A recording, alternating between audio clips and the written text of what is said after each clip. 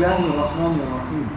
حقیقت بیعت جو کہ اپنے اندر بیع کے معنی لیے ہوئے ہیں، شیخ کے ہاتھ بک جانا ہے، جس میں اپنے کو شیخ کے ہاتھ احکام ظاہرہ و باطنہ کے انتظام کے واسطے گویا بیع کر دیا، جس کی حقیقت یہ ہے کہ طالب کو اپنے شیخ پر پورا اعتماد اور کلی اعتماد ہو کہ یہ میرا خیر خواہ ہے، جو مشورہ دے گا وہ میرے لیے نہایت نافع ہوگا، اس پر پورا اطمینان ہو، اس کی تجویز و تشخیص میں دخل نہ دے ہوئے، یوں یقین رکھے کہ دنیا بھر میں میری جستجو اور میری تلاش میں میرے نفع کے لیے اس سے بڑھ کر کوئی نہیں۔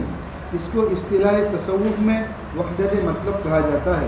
بدون اس کے بیعت ہونا نافع نہیں، کیونکہ اصلاح نفس کے لیے شیخ سے مناسبت شرط ہے، اور مناسبت کی پہچان یہی ہے کہ اس کی تعظیم اور قول و فعل اور حال پر قلب میں اعتراض نہ ہو، بالفرض اگر قلب میں اعتراض آوے تو رنجیدہ ہو، گھٹن ہو۔ عوام کے لیے بیعت کی صورت البتہ نافع ہوتی ہے، بیعت سے ان کے قلب پر ایک عظمت اور ایک شان شیخ کی طاری ہو جاتی ہے، جس کا یہ اثر ہوتا ہے کہ وہ اس کے قول کو باوقات سمجھ کر اس پر عمل کرنے کے لیے مجبور ہو جاتا ہے۔ خواص کے لیے کچھ مدت کے بعد بیعت نافع ہوتی ہے، بیعت سے جانبین میں ایک تعلق و خلوص پیدا ہو جاتا ہے، شیخ سمجھنے لگتا ہے کہ یہ ہمارا ہے اور مرید سمجھنے لگتا ہے کہ یہ ہمارے ہیں، ڈاواں ڈول حالت نہیں رہتی۔ ضرورت شیخ۔ عادت اللہ یوں ہی جاری ہے کہ کوئی کمال بدون استاد کے حاصل نہیں ہوتا، تو جب اس راہ طریقت میں آنے کی توفیق ہو، استاد طریق کو ضرور تلاش کرنا چاہیے، جس کو فیض تعلیم و برکت صحبت سے مقصود حقیقی تک پہنچے۔ گر ہوا ای سفر داری دلا، دامن رہبر بگیر و پس بیا، بے رفیق ہر کے شد در راہ عشق، عمر بگذشت و نشد آگاہ عشق۔ یعنی اے دل، اگر اس سفر کی خواہش ہو تو رہبر کا دامن پکڑ کر چلو، اس لیے کہ جو بھی عشق کی راہ میں بغیر رفیق کے چلا، اس کی عمر گزر گئی اور وہ عشق سے آگاہ نہ ہوا۔ چنانچہ حضرت حکیم الامت رحمۃ اللہ علیہ فرماتے ہیں، بھلا نری کتابوں سے بھی کوئی کامل مکمل ہوا ہے؟ موٹی بات ہے کہ بڑھئی کے پاس بیٹھے بغیر کوئی بڑھئی نہیں بن سکتا، حتیٰ کہ بسولہ بھی بطور خود ہاتھ میں لے کر اٹھائے گا تو وہ بھی قاعدے سے نہ اٹھایا جا سکے گا۔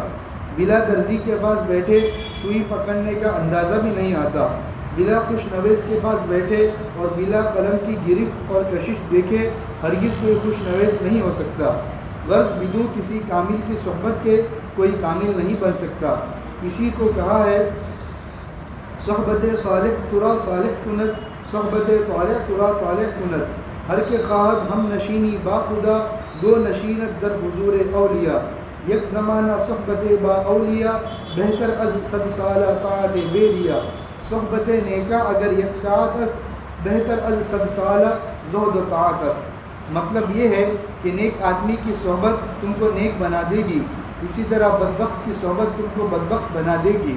جو شخص خدا تعالیٰ کی ہم نشینی کا طالب ہو تو اس کو اولیاء کرام کی صحبت میں بیٹھنا چاہیے۔ اللہ والوں کی تھوڑی دیر کی صحبت 100 سالہ بیریا طاعت سے بہتر ہے۔ نیکوں کی صحبت اگر ایک گھڑی بھی نصیب ہو جائے تو وہ 100 سالہ زہد و طاعت سے بہتر ہے۔ نیز صحبت نیکا کے متعلق یہ خطاب بہت عجیب اور مناسب ہے۔ گلے خوشبو در حمام روزے، رسید از دست محبوب بدستم، بدو گفتم کہ مشکی یا عبیری، کہ از بوئے دل آویز تو مستم، بگفتہ من گلے ناچیز بودم، ولیکن مدت باگل نشستم، جمال ہم نشی در من اثر کر، وگرنہ من ہما خاکم کے ہستم۔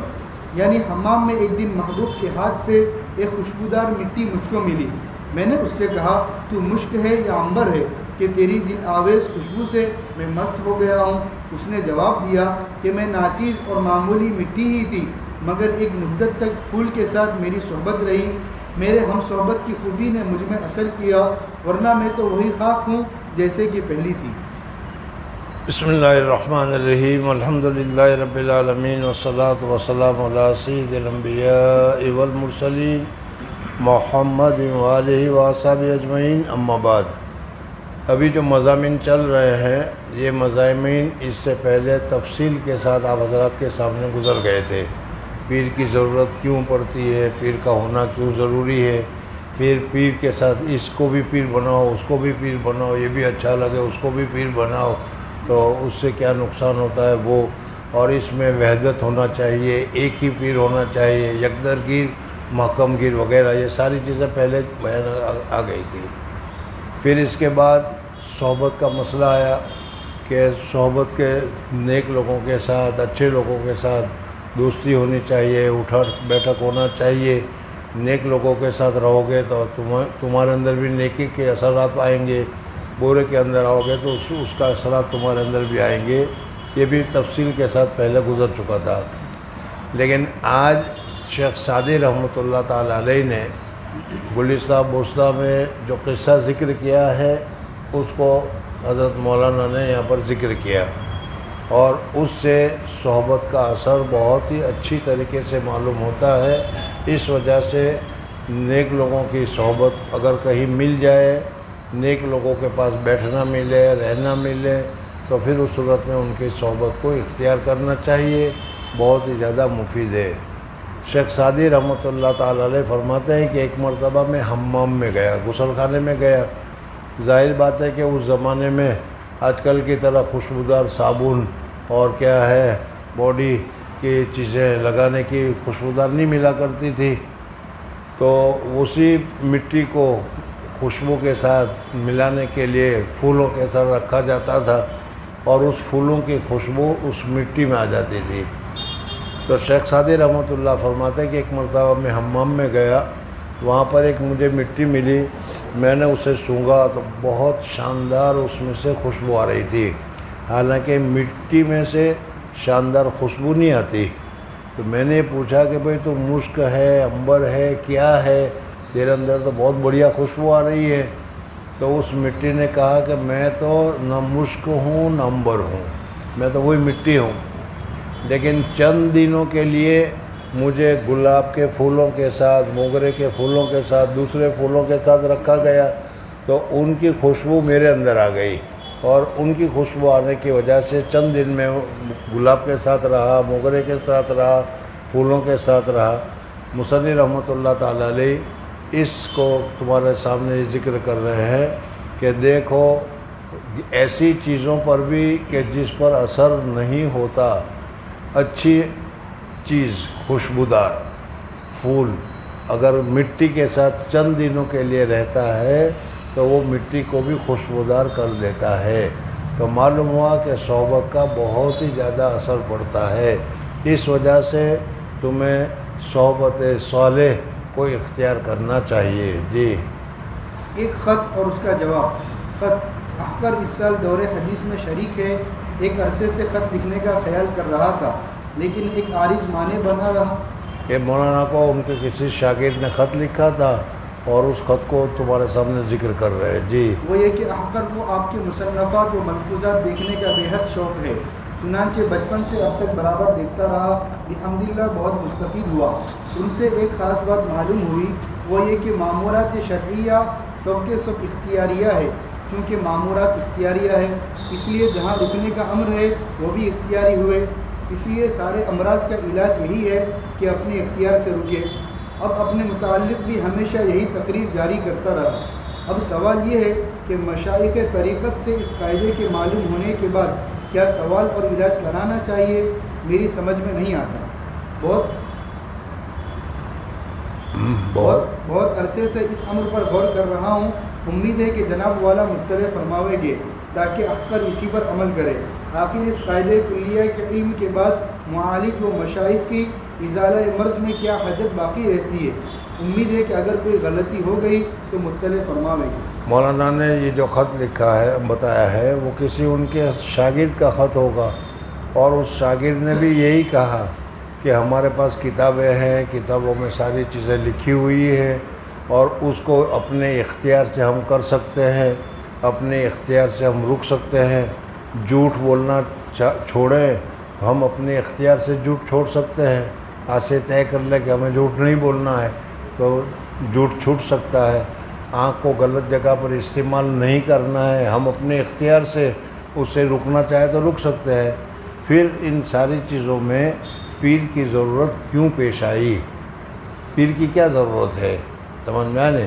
ابھی تو تمہارے سامنے ذکر کیا گیا کہ ڈرائیونگ سیکھنے کے لیے بھی جب تک کہ سکھانے والا ہو وہاں تک ڈرائیونگ نہیں ہوتا، اور بڑھئی کے پاس بیٹھو تو بڑھئی سے جب تک تم سیکھو گے نہیں وہاں تک وہ نہیں ہوتا۔ ہر چیز میں استاد کی ضرورت ہوتی ہے، اس میں بھی اپنی اصلاح میں بھی پیر کی ضرورت ہوتی ہے کہ وہ پیر بتاتا ہے۔ لیکن بعض لوگ یہی کہتے ہیں کہ اس کی ضرورت کیا ہے، ہم خود ہی کر سکتے ہیں، ہم خود ہی رک سکتے ہیں، ہم خود ہی گناہ سے بچ سکتے ہیں۔ نماز پڑھنا ہے تو ہم اپنے اختیار ہی سے تو سب کچھ ہوتا ہے، ہم اختیار کریں کہ مجھے تہجد پڑھنی ہے تو تہجد پڑھنے سے کون روک سکتا ہے؟ تو ان کا کہنے کا مقصد یہ ہے کہ پیر کی ضرورت کیا ہے؟ جی جواب از حکیم الامت نور اللہ مرکزو، معمورات و منہیات سب اختیاری ہے، لیکن انہوں نے کہا کہ معمورات جو ہے جو کام کرنے کے ہیں وہ بھی اختیار سے ہم کرتے ہیں، اور اپنے اختیار سے ہم نے ابھی نماز پڑھی، کسی نے زبردستی نہیں کی۔ اگر اختیار کو ہم استعمال نہ کرتے تو نہ پڑھتے، اس اختیار کو استعمال کیا اور ہم نے نماز پڑھی۔ اسی طریقے سے ہر معمول، تلاوت ہو، تسبیح ہو، وہ ہو جو ہو، ہم اگر اپنے طور پر اس کو اختیار کریں تو اختیار کر سکتے ہیں، اس میں پیر کی کیا ضرورت۔ اسی طریقے سے منہیات ہے، جو شریعت نے منع کیا ہے، ان سے بھی اگر تمہیں رکنا ہے تو اپنے اختیار ہی سے تم رکو گے۔ حرام مال اگر اپنے اختیار سے تم چھوڑ دو گے تو نہیں کھاؤ گے، ورنہ کھانا چاہو تو کھا بھی سکتے ہو۔ آنکھوں کو غلط جگہ پر استعمال کرنے سے تم روکو گے تو رک جاؤ گے۔ تو معمورات ہوئے یعنی کرنے کی چیزیں ہوئی یا رکنے کی چیزیں ہوئی، ہر چیز آدمی اپنے اختیار سے، اپنے ارادے سے کرتا ہے اور رکتا ہے۔ اب اس میں پیر کی کیا ضرورت ہے؟ تو حضرت تھانوی رحمۃ اللہ علیہ فرماتے ہیں کہ یہ تمہارا کہنا بالکل صحیح ہے کہ معمورات یا منہیات یہ اختیاری ہے، آدمی اپنے اختیار سے کرتا ہے، آدمی اپنے اختیار سے رکتا ہے، آدمی اپنے اختیار سے نیک کام کرتا ہے۔ جی لیکن اس میں کچھ غلطیاں ہو جاتی ہے، کبھی تو یہ کہ حاصل کو غیر حاصل سمجھ لیتا ہے، کبھی اس کا عکس۔ مثلا ایک شخص نے نماز میں خشوع کا قصد کیا اور وہ اپنی حقیقت کے اعتبار سے حاصل ہو گیا، مگر ساتھ ہی ساتھ وساوس و خطرات کا ہجوم بھی ہوتا رہا۔ یہ شخص اس خشوع کا خلاف سمجھ کر خشوع کو غیر حاصل سمجھا۔ ابتدائی عبادت میں وساوس غیر اختیاری تھے، مگر اسی سلسلے میں وہ وساوس اختیاریہ کی طرف منجر ہو گئے، اور یہ ابتدا کے دھوکے میں رہ کر خشوع کو باقی سمجھا، حالانکہ وہ زائل ہو چکا۔ اور کبھی غیر راسخ کو راسخ سمجھ لیا جاتا ہے۔ مثلا 2-4 خفیف حادثوں میں رضا بالقضاء کا احساس ہوا، یہ سمجھ گیا کہ ملکہ راسخ ہو گیا۔ پھر کوئی بڑا حادثہ واقع ہوا اور اس میں رضا نہیں ہوئی یا درجہ مقصود تک نہیں ہوئی، مگر یہ اسی دھوکے میں رہا کہ اس میں رسوخ ہو چکا ہے۔ اب بھی رضا معدوم یا ضعیف نہیں ہے، اور حاصل کو غیر حاصل سمجھنے میں یہ خرابی ہوتی ہے کہ شکستہ دل ہو کر اس کا اہتمام چھوڑ دیتا ہے، پھر وہ سچ مچ زائل ہو جاتا ہے۔ اور اس کے عکس میں یہ خرابی ہوتی ہے کہ اس کا اہتمام ہی نہیں کرتا اور محروم رہتا ہے، اور غیر راسخ کو راسخ سمجھنے میں وہی خرابی عدم اہتمام تکمیل کی ہوتی ہے۔ کبھی یہ غلطی ہوتی ہے کہ حاصل راسخ کو زائل سمجھ لیتا ہے، مثلا شہوت حرام کی مقاومت کی، اور وہ زمانہ غلبہ آثار ذکر کا تھا، اس لیے داعیہ شہوت حرام کا ایسا مزمحل ہو گیا کہ اس کی طرف التفات بھی نہیں ہوتا۔ پھر ان آثار کا جوش و خروش کم ہونے سے کبھی التفات وہ درجہ ضعیفہ میں صحیح ہونے لگا۔ یہ شخص سمجھ گیا کہ مجاہدہ بیکار گیا اور شہوت حرام کا رذیلہ پھر عود کر آیا، پھر اصلاح سے مایوس ہو کر سچ مچ بطالت میں مبتلا ہو گیا۔ یہ چند مثالیں ہیں غلطیوں کی اور ان کے مضار کی۔ اگر کسی شیخ سے تعلق ہو اور اس پر اعتماد ہو تو اس کو اطلاع کرنے سے وہ اپنی بصیرت و تجارب کے ساتھ وہ اپنے تجارب کے سبب یعنی پیر اپنے تجربے کی وجہ سے اس کو جہاں اس کو غلطی ہوئی ہے، جہاں اس کو سمجھنے میں غلطی ہوئی ہے، جہاں اس کو اشتباہ ہوا ہے، وہ بتائے گا کہ یہاں پر تمہیں اشتباہ ہوا ہے۔ اس وقت جو تمہاری نسبت، تمہاری یادداشت اللہ تبارک و تعالیٰ کے ساتھ ہے وہ لگی ہوئی ہے، کمزور ہے لیکن لگی ہوئی ہے، اور ساتھ میں وساوس وغیرہ بھی آ رہے ہیں، تو وساوس کی طرف دھیان مت دو اور وساوس کو خیال میں مت لاؤ، اور جو کام تمہارا کرنا ہے وہ کرتے چلے جاؤ۔ اس طریقے سے وہ کرتا رہے گا۔ تو پیر کے ذریعے سے کام کرنے پر ایک معاونت ہوتی ہے، نصرت ہوتی ہے، مدد ہوتی ہے، یا کسی کام سے رکنا ہو تو بھی وہ پیر صاحب بتاتے ہیں کہ یہ تم نے اچھا سمجھا لیکن یہ اچھا نہیں ہے، اس وجہ سے پیر کی ضرورت پڑتی ہے۔ جی، وہ اپنی بصارت و تجارب کے سبب حقیقت سمجھ لیتا ہے اور ان اخلاق پر مطلع کرتا ہے، اور یہ ان مضرتوں سے محفوظ رہتا ہے، اور فرزن سالک اگر ذکاوت و سلامت فہم کے سبب خود بھی مطلع ہو سکے مگر ناتجربہ کاری کے سبب مطمئن نہیں ہوتا اور مشوش ہونا مقصود میں مخل ہوتا ہے۔ یہ تو شیخ اصلی کی منصب فرضی ہے اور اس سے زیادہ اس کے ذمے نہیں، لیکن تبرعاً وہ ایک اور خدمت بھی کرتا ہے، وہ یہ کہ مقصود یا مقدمہ مقصود کی تحصیل میں اور اسی طرح کسی ضمیمہ یا مقدمہ ضمیمہ کے ازالے میں طالب کو مشقت شدید پیش آتی ہے، وہ تکرار مباشرت اور تکرار مجانبت سے وہ مشقت اخیر میں مبدل بیسر ہو جاتی ہے، لیکن شیخ یعنی شروع میں کام کرنے میں آدمیوں کو بڑی تکلیف ہوتی ہے۔ اگر تسبیحات نہیں پڑھی تھی اور اب تسبیحات پڑھنے کے لیے بیٹھو گے تو تسبیحات پڑھنے میں بہت ہی مشقت ہوگی، بہت ہی الجھن ہوگی، بہت پریشانی ہوگی۔ اسی طریقے سے ذکر 12 تسبیح کا ذکر اگر تم نے شروع کیا ہے تو اس صورت میں شروع میں بہت مشقت ہوگی، اور اس مشقت کی وجہ سے تکلیف بھی ہوگی، سر میں درد بھی ہوگا، سستی بھی آئے گی، جی چھوڑنے کو بھی چاہے گا اور کہے گا کہ ان سب پیچھے میں کون کو پڑتا ہے، سمجھ میں آیا؟ یا مثلا آنکھوں کو صحیح استعمال کرنے کے لیے تم نے کہا کہ اپنے اختیار سے آج ہمیں اب ناجائز چیزوں کو نہیں دیکھنا ہے، تو شروع میں بڑی تکلیفیں ہوتی ہے۔ اب پیر کے سامنے جب تم جاتے ہو تو اس کو تم بتاتے ہو کہ بھئی یہ تکلیف ہے، یہ تکلیف ہے، یہ تکلیف ہے، تو وہ فرماتے ہیں کہ بھئی یہ تکلیف تو ہوگی، اس کو تو برداشت کرنا ہی پڑے گا، برداشت کرو گے تو پھر آگے چلتے ہوئے اللہ تبارک و تعالیٰ کی نصرت اور مدد ہوتی ہے اور پھر تمہارے لیے آسانی ہو جاتی ہے۔ جی، لیکن شیخ تبرعاً کبھی ایسی تدابیر بتلا دیتا ہے کہ اول امر ہی سے مشقت نہیں رہتی۔ یہ ایک اجمالی تحقیق تقریب فہم کے لیے ہے، باقی ضرورت شیخ کا مشاہدہ اس وقت ہوتا ہے جب کام شروع کر کے اپنے احوال جزئیہ کی اس کو بالالتزام اطلاع کرتا رہے اور اس کے مشورے کا اتباع کرتا رہے، اور یہ اتباع کامل اس وقت ہو سکتا ہے جب اس پر اعتماد ہو اور اس کے ساتھ تعلق انقیاد ہو۔ اس وقت حسن معلوم ہوگا کہ بدون شیخ کے مقصود کا حاصل ہونا عادتاً متعذر ہے۔ تو یہ فرماتے ہیں کہ جب تم کام کرو گے تو پھر تم شیخ کو بتلاؤ گے اور شیخ تم کو اور بتلائے گا، یہ کام کرنے کے لیے بتائے گا، اس طرح کرو، اس طرح کرو، اس طرح کرو، پھر تم کرو گے تو اس وقت تمہیں احساس ہوگا کہ شیخ کے بتانے پر میں نے عمل کیا تو میرے لیے آسان ہو گیا، ورنہ میں اگر کرتا رہتا تو تکلیف ہوتی، مصیبت ہوتی، مشقت ہوتی، اور مشقت کی وجہ سے میں بھی چھوڑ بھی دیتا۔ جی، الا نادراً والنادر کالمعدوم، پھر اس ضرورت میں تفاوت فہم و استعداد کے اعتبار سے تفاوت فہم بھی ہوتا ہے۔ یہی وجہ ہے کہ متقدمین کو کم ضرورت تھی۔ شیخ کامل کی پہچان: شیخ وہ ہے جو امراض باطنہ، اخلاق رذیلہ و حمیدہ سے پوری واقفیت رکھے اور ان میں آپس کے التباس اور ان کے خواص و تأثرات کو پہچانے اور ان کے حصول و ازالے کی تدبیر پر مہارت تامہ رکھتا ہو، ان اخلاق کے عروج و نزول سے واقف ہو، نیز خواتیر نفسانی و شیطانی و ملکوتی و ربانی سے پوری واقفیت رکھتا ہو۔ خواتین یعنی وساوس، کبھی نفسانی ہوتا ہے، کبھی شیطانی ہوتا ہے، کبھی اللہ تبارک و تعالیٰ کی طرف سے ہوتا ہے، الہام اس کو کہتے ہیں، کبھی فرشتوں کی طرف سے ہوتا ہے، تفصیل کے ساتھ تمہارے سامنے پہلے آ چکا ہے۔ جی، ان خطرات کے درمیان تمیز کر سکے، اس لیے شیخ کا صاحب فن اور صاحب ذوق اور مجتہد ہونا ضروری ہے۔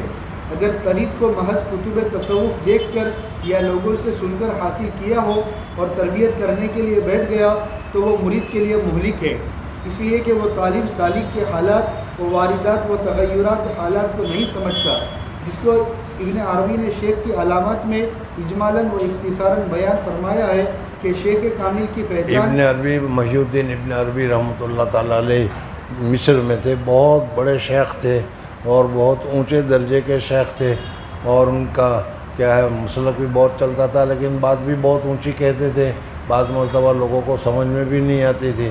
محی الدین ابن عربی رحمۃ اللہ تعالیٰ علیہ۔ نمبر 1 دین انبیاء کا سا، نمبر 2 تدبیر اطباء کی سی، نمبر 3 سیاست بادشاہوں کی سی، جس کی تفصیل یعنی یہ چیزیں تمہارے اندر شیخ کے اندر ہونی چاہیے اور اعلیٰ درجے کی ہونی چاہیے، تب وہ آدمی تمہاری بیماری کو اچھی طریقے سے جانے گا، اچھی طریقے سے پکڑے گا اور اچھی طریقے سے اس کا علاج بتائے گا۔ جی نمبر 1، بقدر ضرورت دین کا علم ہو، خواہ تحصیل علم سے یا صحبت علماء یعنی محققین سے۔ مولوی مفتی ہونا کوئی ضروری نہیں ہے، لیکن دین کا جو علم ہے وہ ابتدائی علم ہونا چاہیے۔ اگر کوئی شیخ ایسا ہے کہ اس نے کچھ پڑھا ہی نہیں تو پھر وہ پتہ نہیں کہاں لے جا کر تم کو پھنسا دے گا وہ۔ جی نمبر 2، کسی شیخ کامل صحیح السلسلہ سے مجاز ہو۔ نمبر 3، خود متقی پرہیزگار ہو، یعنی ارتکاب کبائر سے اور صغائر پر اصرار سے بچتا ہو۔ یعنی گناہوں سے بچنے والا ہو۔ ابو صورت میں بتایا کہ دیکھو ہماری تو طبیعتوں میں گناہ ہے، کچھ نہ کچھ تو گناہ ہو ہی جاتے ہیں۔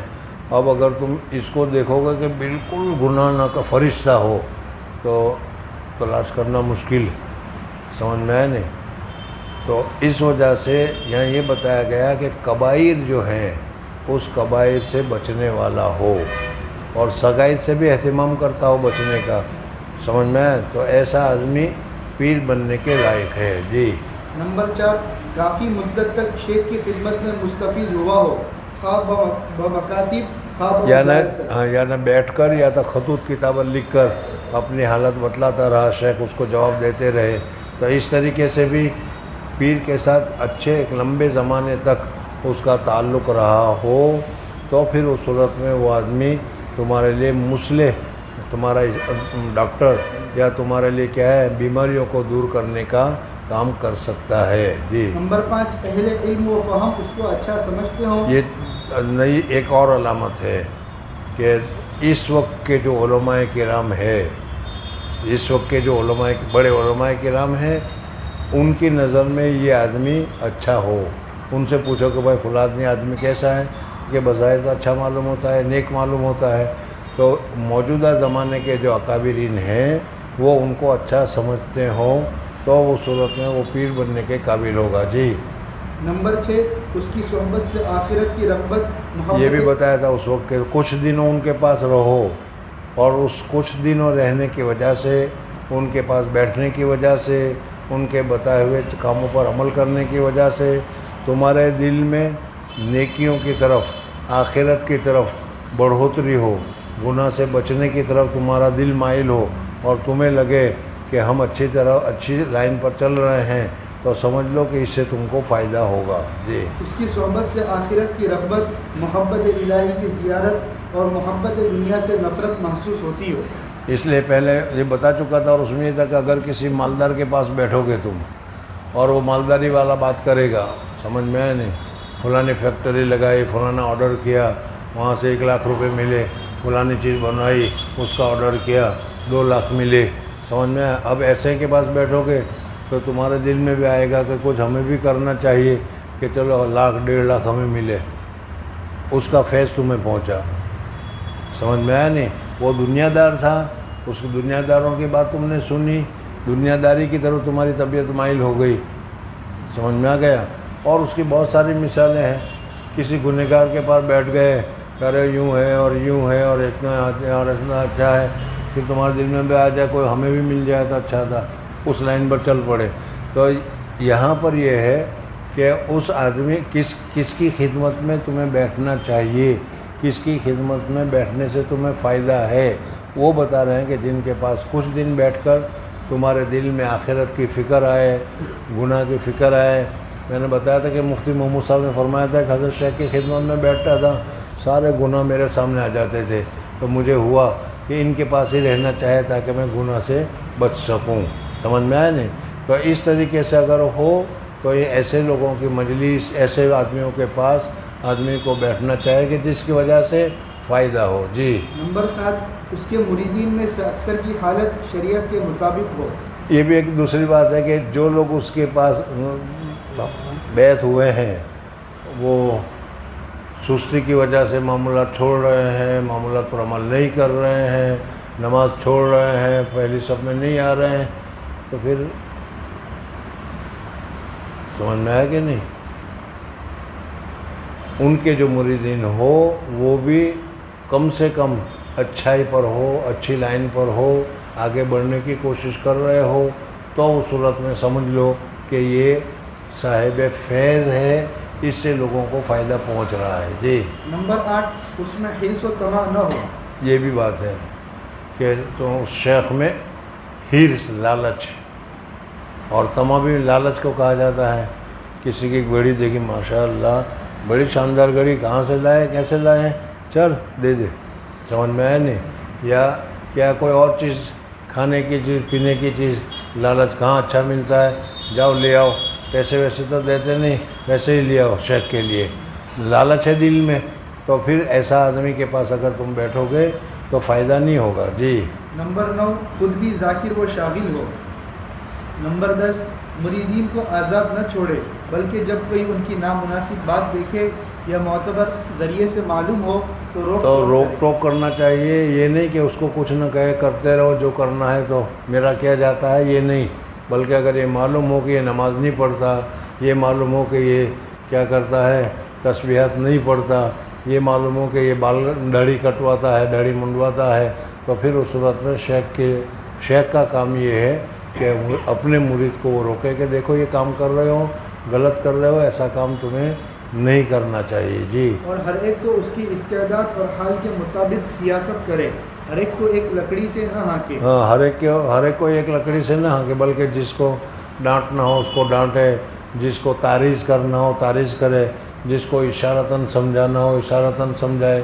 یہ ساری چیزیں ہوتی ہیں. جی. جس میں یہ علامات پائی جائے وہ جس میں یہ علامت پائی جائے وہ شخص شیخ بنانے کے قابل ہے. وہ شخص اس قابل ہے کہ اس کو شیخ بنائے اور اس کو اکثیر اعظم سمجھے. اور ان کمالات و علامات کے بعد پھر شیخ اب اس کے بعد کہتے ہیں کہ اگر ایسا آدمی تمہیں مل گیا تو پھر اب تمہیں شیخ میں یہ نہیں دیکھنا چاہیے کہ وہ کشف و کرامت ہے کہ نہیں، ہمارے دل کی بات کو جان لیتا ہے کہ نہیں، سمجھ میں آیا نہیں، ہم جو چاہتے ہیں وہ کرتا ہے یا نہیں.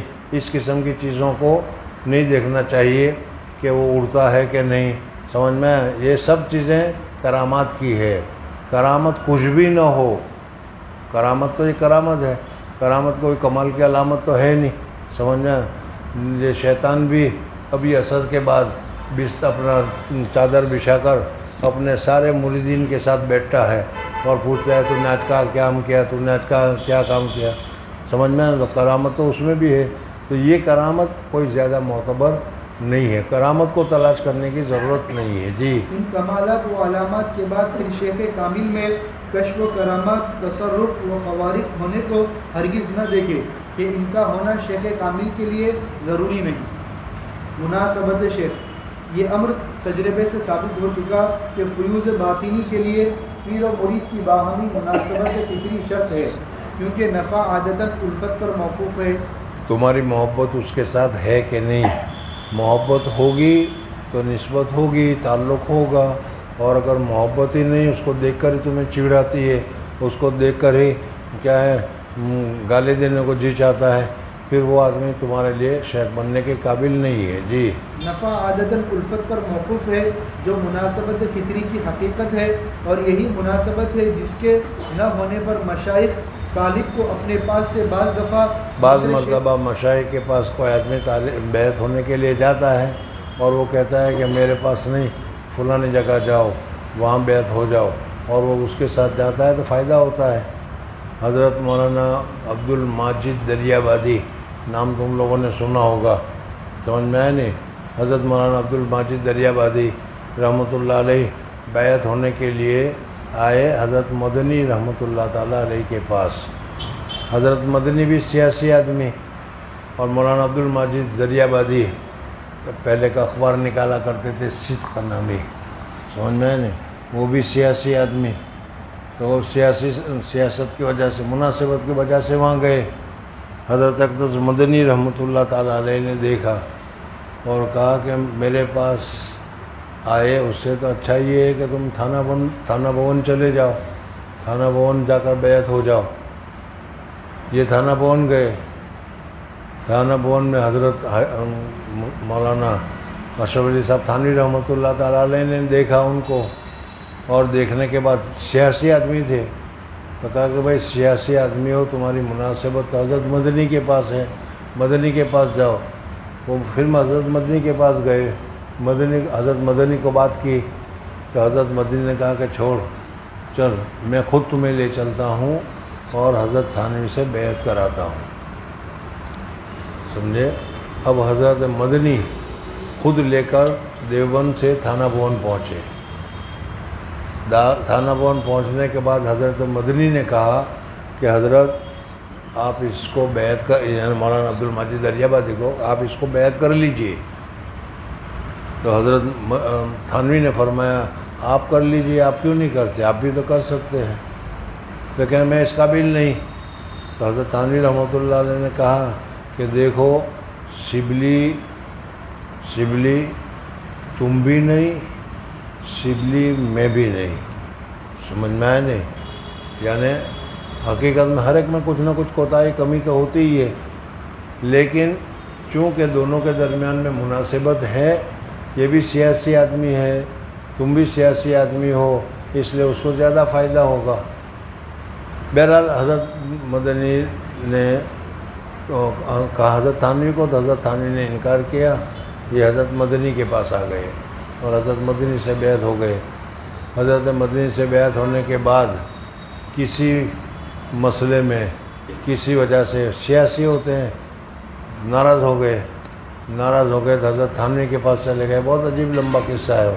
بہرحال اس قسم کی چیزیں ہوتی ہیں۔ بعض مرتبہ شیخ خود بیعت نہیں کرتا بلکہ کہتا ہے کہ دوسری جگہ چلے جاؤ، اس وجہ سے ہوتا ہے وہ۔ جی، اور یہی مناسبت ہے جس کے نام مشائخ طالب کو اپنے پاس سے بعض دفعہ دوسرے شیخ کے پاس جس کے ساتھ مناسبت زن یا کشف سے معلوم ہو، ہاں، یعنی زن کے گمان کا، جیسے میں نے ابھی بتایا کہ یہ بھی سیاسی، یہ بھی سیاسی، بعض مرتبہ کشف کے ذریعے سے بھی معلوم ہوتا ہے کہ اس کا فلانی جگہ پر اس سے زیادہ فائدہ پہنچے گا، بزرگوں کو پتہ چلتا ہے، اس وجہ سے کہتا ہے کہ فلانی جگہ چلے جاؤ۔ جی، کیونکہ اس طریق میں مصلح کے ساتھ مناسبت ہونا بڑی ضروری چیز ہے، بدون مناسبت کے طالب کو نفع نہیں ہو سکتا، اور مناسبت شیخ جو اضافہ و استفادہ کا مدار ہے، اس کے معنی یہ ہے کہ شیخ سے مرید کو اس قدر اضافہ یا افادہ کیا لکھا ہے؟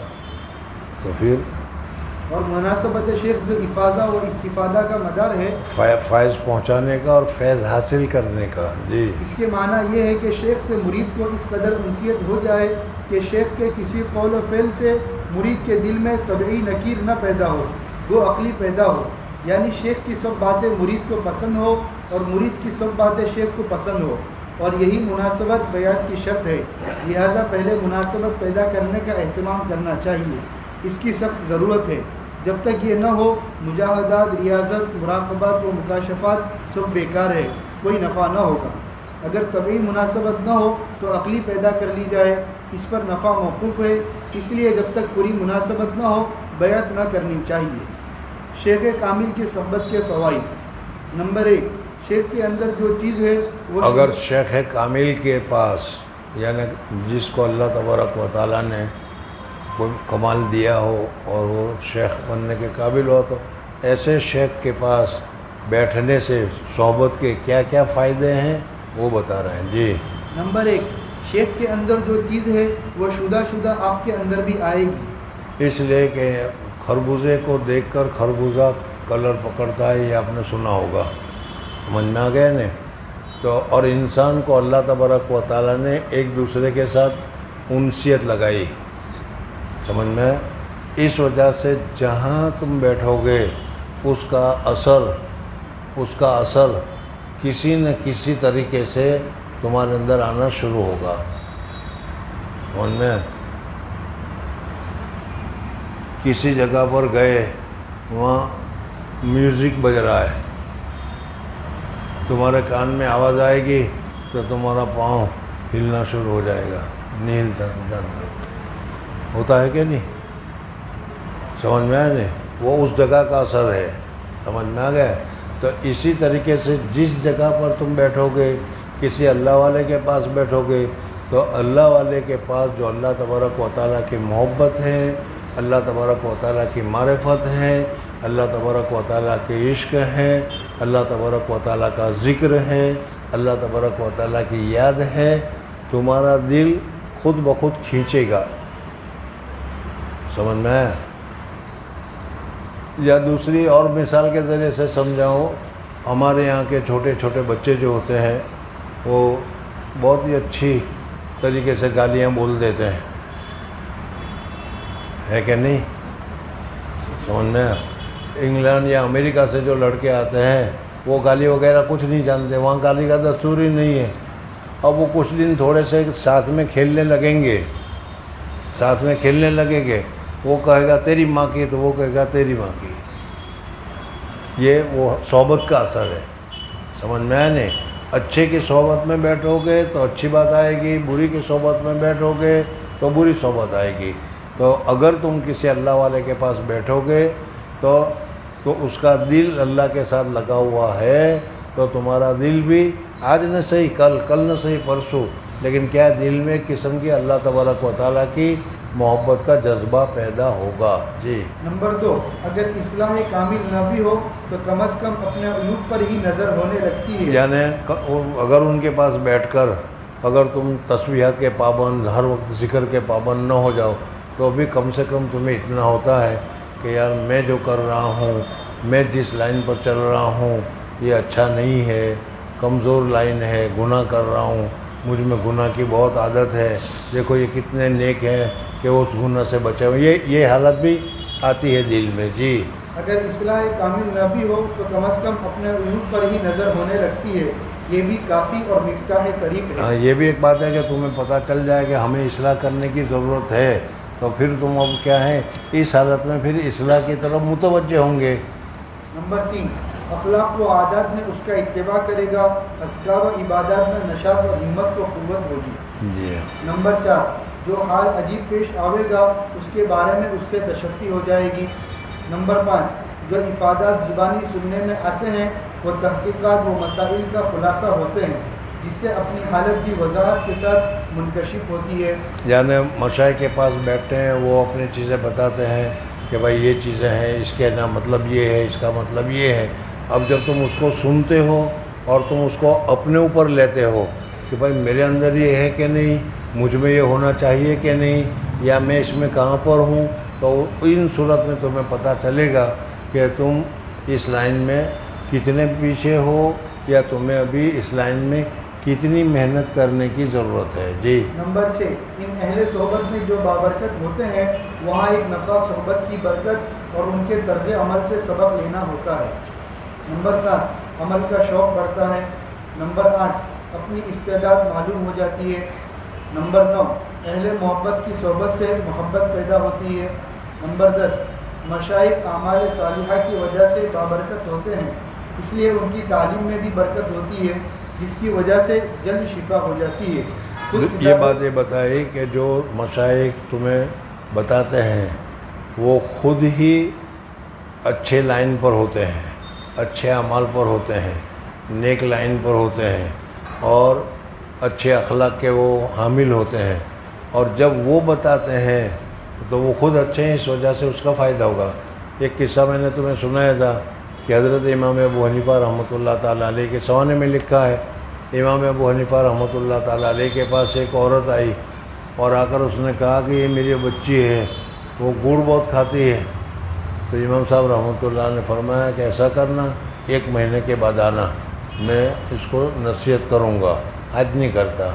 وہ عورت چلی گئی، اور چلنے کے بعد 1 مہینے کے بعد یا 40 دن کے بعد جو بھی وقت دیا تھا، اس وقت کے بعد وہ عورت آئی اور آ کر انہوں نے کہا کہ آپ نے کہا تھا کہ میں بچی کو لے کر آئی، یہ گڑ بہت کھاتے ہیں، ذرا آپ اس کو وصیت کر دیجیے. تو امام صاحب رحمۃ اللہ نے کہا کہ بیٹا گڑ اچھی چیز نہیں ہے، صحت کے لیے نقصان کرتی ہے، مت کھایا کرو. وہ کہا کہ اچھا. بچی نے کہہ دیا کہ اچھا. اب وہ بڑھیا کہہ رہی ہے کہ اتنی بات کہنی تھی تو 40 دن تک کا انتظار کیوں کروایا ہوں، تو اتنا تو آپ اس روز بھی کہہ سکتے تھے. تو امام صاحب نے فرمایا کہ بھائی بات صحیح ہے، لیکن مجھے خود گڑ پسند تھا. اب جب مجھے گڑ پسند ہو اور میں تمہیں کہوں کہ نہ کھاؤ، تو پھر تمہارے پر اثر کیا ہوگا؟ اور دل خیزت بر دل ریزت، دل سے جو نکلتا ہے وہ دل پر جا کر اثر کرتا ہے. سمجھ میں آیا نہیں؟ آج کل ہماری باتوں کا جو اثر نہیں ہوتا وہ اس کی وجہ یہی ہے کہ دل سے نہیں نکلتا، زبان سے نکلتا ہے. تو اس وجہ سے فرمایا کہ مشائخ اعمال صالحہ کی وجہ سے بابرکت ہوتے ہیں، اس لیے ان کی تعلیم میں بھی برکت ہوتی ہے، جس کی وجہ سے جلد شفا ہو جاتی ہے. خود کتابیں دیکھ کر علاج کرنا کافی نہیں. نمبر 11، اہل اللہ کی صحبت کے مؤثر ہونے کی وجہ یہ ہے کہ بار بار اچھی باتیں جب کان میں پڑے گی تو کہاں تک اثر نہ ہوگا. ایک وقت اذا تکرار کرنے کا اسی لیے حکم دیا گیا کہ بار بار تمہارے دل پر بات پڑے گی تو وہ اثر کرے گی. جی 2 وقت چوکو گے، تیسری دفعہ تو اصلاح ہو ہی جائے گی. اور ایک سبب باطنی بھی ہے، وہ یہ ہے کہ جب تم ان کے پاس رہو گے اور تعلق بڑھاؤ گے تو اس سے 2 طرح اصلاح ہوگی. ایک تو یہ کہ وہ دعا کریں گے اور ان کی دعا مقبول ہوتی ہے تو حق تعالیٰ تم پر فضل فرمائیں گے. اور اکثر ہر ایک پیر اپنے مریدین کے لیے دعا کرتا ہے کہ تو اور اس دعا کی برکت سے کیا ہے فائدہ پہنچتا ہے اس کو. تم اپنی بیماری، اپنی ضرورت وغیرہ بتاؤ تو اس کے بتانے سے وہ جو بتائیں گے کرنے کا کرو گے تو اس سے بھی فائدہ ہوگا. جی اور اکثر یہ ہے کہ ان کی دعا باذن حق ہوتی ہے تو ان کے منہ سے دعا نکلنا اس بات کی علامت سمجھنا چاہیے کہ حق تعالیٰ کے فضل ہونے کا وقت آ گیا. دوسری وجہ بڑی خفی ہے اور وہ یہ کہ تمہارے اعمال میں ان کی محبت سے برکت ہوگی اور جلد جلد ترقی ہوگی اور جلد اصلاح ہو جائے گی. نمبر 12، ان حضرات کے دل خدا کے نور سے روشن ہے. ان کے پاس رہنے سے نور آتا ہے اور جب نور آتا ہے تو ظلمت جاتی ہے. بس اس نور سے ہر چیز کی حقیقت کھل جاتی ہے. اس وجہ سے تمہارے دل میں بھی نور آئے گا اور اس نور کی وجہ سے دل میں جو ظلمت ہے وہ ظلمت ختم ہو جائے گی، اصلاح ہوگی. جی اور شبہ جاتا رہتا ہے. بلکہ اس سے بھی بڑھ کر اگر طبیعت میں سلامتی ہو تو بدون پاس رہے ان حضرات کا دیکھ لینا ہی کافی ہو جاتا ہو. اور اگر اس درجے کی سلامتی نہ ہو تو البتہ پھر چند دن کی صحبت کی بھی ضرورت ہے. یعنی بعض مرتبہ صرف پیر کی نظر بھی کافی ہو جاتی ہے، لیکن پیر کی نظر کے کافی ہونے کے لیے تمہارے اندر صلاحیت ہونا ضروری ہے. سمجھ میں؟ اگر تمہارے اندر صلاحیت ہے تو بعض مرتبہ پیر کی نظر بھی کافی ہو جاتی ہے. جی مرشد کے حقوق. نمبر 1، یہ اعتقاد رکھے کہ میرا مطلب اسی شیخ سے حاصل ہوگا اور دوسری طرف توجہ کرے گا تو مرشد کے فیض و برکات سے محروم رہے گا. یعنی توحید مطلب جو کہا تھا وہ سمجھ میں، اپنے شیخ کو یکدر گیر و محکم گیر، ایک دروازہ کو پکڑو اور مضبوطی کے ساتھ پکڑو تو پھر اس صورت میں فائدہ ہوگا. جی نمبر 2، ہر طرح سے مرشد کا مطیع ہو جائے اور جان و مال سے اس کی خدمت کرے، کیونکہ بغیر پیر کی محبت کے کچھ بھی فائدہ نہیں ہوتا. اور محبت کی پہچان یہی ہے کہ مرشد جو کہے فوراً بجا لائے اور بغیر اس کی اجازت کے اس کے کسی بھی فعل کی اقتدا نہ کرے، کیونکہ بعض اوقات وہ اپنے حال اور مقام کے مناسب کسی کام کو کرتا ہے کہ مرید اس کو کرے تو اس کے حق میں زہر قاتل ہے. حضور اقدس صلی اللہ علیہ وسلم 100 وصال رکھتے تھے. صحابہ کرام حضور صلی اللہ علیہ وسلم کو دیکھ کر 100 وصال رکھنے لگے. حضور صلی اللہ علیہ وسلم نے منع فرمایا کہ تمہاری استعداد، تمہاری صلاحیت نہیں ہے، اس لیے ایسا مت کرو. تو اسی طریقے سے اگر کسی شیخ کو کچھ کام کرتے ہوئے تم دیکھو اور تم بھی اس طرح کام کرنا شروع کر دو، یہ اچھا نہیں ہے. جی نمبر 3، جو ورد اور وظیفہ مرشد تعلیم کرے اس کو پڑھے اور تمام وظیفے چھوڑ دے. ہاں، جو تم کو بتایا گیا ہے اگر تمہیں پڑھنا ہے، علم حاصل کرنا ہے تو تمہارے درسگاہ کی نصاب کی جو کتابیں ہیں وہی تم دیکھو گے، وہی تم پڑھو گے تو فائدہ ہوگا. اس نصاب کی کتاب کو چھوڑ کر اگر دوسری کتابیں دیکھنے لگو گے تو کیا فائدہ ہوگا. تو اسی طریقے سے شیخ تم کو جو پڑھنے کو بتائے، جو عمل کرنے کو بتائے اس میں لگے رہو. آج اس کے پاس گئے تو اس نے بتایا وہ کر لیا، کل دوسرے کے پاس گئے اس نے بتایا تو وہ کر لیا، کل تیسرے کے پاس گئے اس نے بتایا تو وہ کر لیا. وہ تو سب صحیح بتاتے ہیں، سمجھ میں نہیں، لیکن اس طریقے سے کرنے جاؤ گے تو فائدہ نہیں ہوگا. جو تمہارا مقصد ہے اللہ کی محبت کو حاصل کرنا، وہ حاصل نہیں ہوگا. جی جو ورد اور وظیفہ مرشد تعلیم کرے اس کو پڑھے اور تمام وظیفے چھوڑ دے، خواہ اس نے وہ اپنی طبیعت سے پڑھنے شروع کیے ہو یا کسی یعنی بعض مرتبہ آدمی نے خود بھی پڑھنا شروع کر دیا ہوتا ہے اب جب تم کو شیخ نے بتا دیا اسی پر لگے رہو، تم نے شروع کیے تھے وہ بھی چھوڑ دو، یا دوسرے نے کسی نے بتایا ہے تو وہ بھی چھوڑ دو، اب اسی ایک لائن پر چلو. جی. نمبر 4، مرشد کی موجودگی میں ہماتن اس کی طرف متوجہ رہنا چاہیے، یہاں تک کہ سوائے فرض و سنت کے کوئی نفل وغیرہ بھی بغیر اس کی اجازت کے نہ پڑھے. یعنی شیخ کی مجلس میں بیٹھا ہو تو کیا ہے، بس پوری طرح توجہ سے تمہیں شیخ کی طرف متوجہ ہونا چاہیے، اور یہ سوچنا چاہیے کہ ایک فیض ہے، ایک نور ہے جو حضرت کے قلب مبارک سے میری طرف آ رہا ہے. سمجھ میں آئے؟ اس طریقے سے تصور کر کے ہر وقت متوجہ رہنا چاہیے، تب جا کر فائدہ ہوتا ہے. ورنہ تو کیا ہے، سبق میں بیٹھے ہوئے ہو، استاد بول رہا ہے، اس کی طرف تمہارا دھیان نہیں ہے، دیکھ تو رہے ہو اس کی طرف، لیکن کیا ہے تمہارا دھیان جا رہا ہے، سمجھ میں ادھر ادھر کہیں. مثال میں نے بتائی تھی، کسی جگہ کا طالب علم تھا، میچ چل رہی تھی، کومنٹری سن رہا تھا اور کان میں ڈال رکھا تھا اور رومال باندھ رکھا تھا. استاد کو کیا پتہ چلے گا کہ کیا ہو رہا ہے، استاد اپنا تقریر کر رہا ہے. اور نہیں، اللہ تعالیٰ نے بتانا چاہتا ہے، بے شرم کرنا چاہتا ہے تو کر ہی رہتا ہے. وہ تو برابر غور سے سن رہا تھا، وہ استاد کی تقریر نہیں سن رہا، وہ تقریر سن رہا تھا چل رہی. اس میں ایک دم 6 مارا تھا، 6 ہو گیا تھا. تو استاد بھی سمجھا کہ یہ کیا 6 آیا. طلبہ کرتے ہیں ایسا. تو اس طریقے سے اگر تم یہاں شیخ کے پاس اگر اس طریقے سے لے کر بیٹھو گے تو فائدہ نہیں ہوگا، یہ کہہ رہے ہیں. جی. نمبر 5، اس کے روبرو کسی سے بات نہ کرے بلکہ کسی کی طرف متوجہ بھی نہ ہو. ہاں، جب تم شیخ کے پاس بیٹھے ہو تو تمہاری ساری توجہ شیخ کے قلب کی طرف ہونی چاہیے، دوسری چیزوں کی طرف نہیں ہونی چاہیے. جی. نمبر 6، جس جگہ مرشد بیٹھا ہو اس طرف پیر نہ پھیلائے اگرچہ سامنے نہ ہو، ادب کی وجہ سے. جی. نمبر 7، اس کی طرف تھوکے نہیں. نمبر 8، جو کچھ مرشد کہے یا کرے اس پر اعتراض نہ کرے. اگر کوئی بات سمجھ میں نہ آوے تو حضرت موسیٰ اور خضر علیہ السلام کا واقعہ یاد کرے کہ نہ معلوم کیا مصلیحت ہوگی، قلندر ہرچ گوید دیدہ گوید. نمبر 9، اپنے مرشد سے کرامات کی خواہش نہ کرے. نمبر 10، اگر کوئی شبہ ہو تو فوراً عرض کر دے، اور اگر وہ شبہ حل نہ ہو تو اپنی فہم کا نقص سمجھے، اور اگر مرشد اس کا کچھ جواب نہ دے تو جان لے کہ میں اس کے جواب کے لائق نہ تھا اور کسی دوسرے موقع کا منتظر رہے.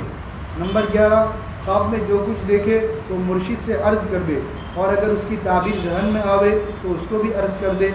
نمبر 12، بلا ضرورت اور بلا اجازت مرشد سے علیحدہ نہ ہو. نمبر 13، مرشد کی آواز پر اپنی آواز بلند نہ کرے اور بآواز بلند اس سے بات بھی نہ کرے، اور اتنی آہستہ بھی نہ ہو کہ سننے میں تکلیف ہو، اور بقدر ضرورت مختصر کلام کرے اور نہایت توجہ سے جواب کا منتظر رہے. نمبر 14، مرشد کا کلام دوسروں سے اس قدر بیان کرے جس قدر لوگ سمجھ سکے، اور جس بات کے متعلق جانے کے لوگ نہیں سمجھیں گے اسے بیان نہ کرے.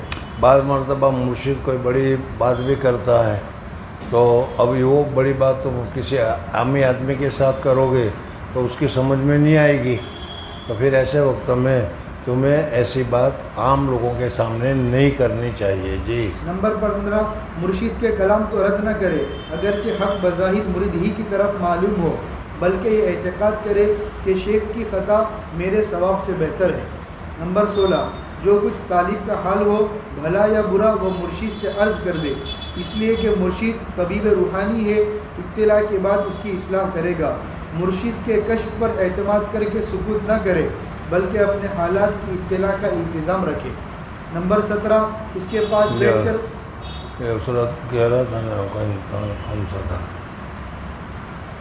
کوئی اس میں تھا نا، میں نے کہا ذکر کیوں نہیں شروع کر دیں، لگے شیخ نے کہا ہی نہیں، تو شیخ تیرے کہنے میں آئیں گے تیرے.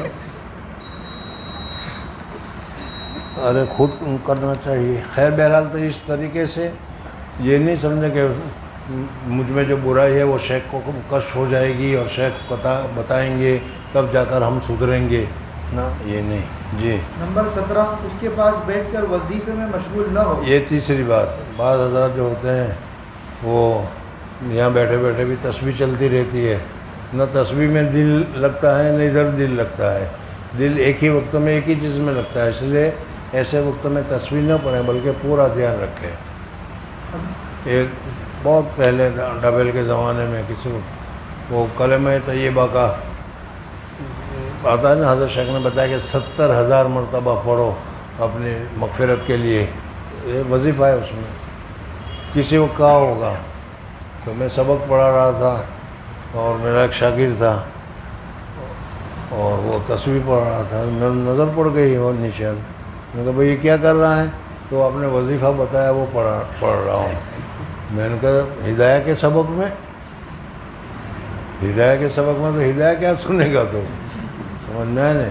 تو بعض مرتبہ طلبہ ایسا کرنا شروع کر دیتے ہیں کہ وہ اپنے وظیفے وغیرہ جو کام ہے وہ سبق میں شروع کر دیتے ہیں، اسی وجہ سے طالب علموں کو پہلے بیعت نہیں کیا جاتا تھا۔ جی، اس کے پاس بیٹھ کر وظیفے میں مشغول نہ ہو، اگر کچھ پڑھنا ضروری ہو تو علیحدہ بیٹھ کر پڑھے۔ نمبر 18، جو کچھ فیض باطنی پہنچے اس کو مرشد کا طفیل سمجھے، اگرچہ خواب یا مراقبہ میں دیکھے کہ کسی دوسرے سے فیض پہنچا ہے، تب بھی یہ سمجھے کہ مرشد کا کوئی لطیفہ اس بزرگ کی صورت میں ظاہر ہوا ہے۔ کہاں تک ہے؟ بس ہو گیا، چلو پھر سبحان اللہ و بحمدہ، سبحانک اللہم و بحمدک، نشہد ان لا الہ الا انت، نستغفرک و نتوب الیک۔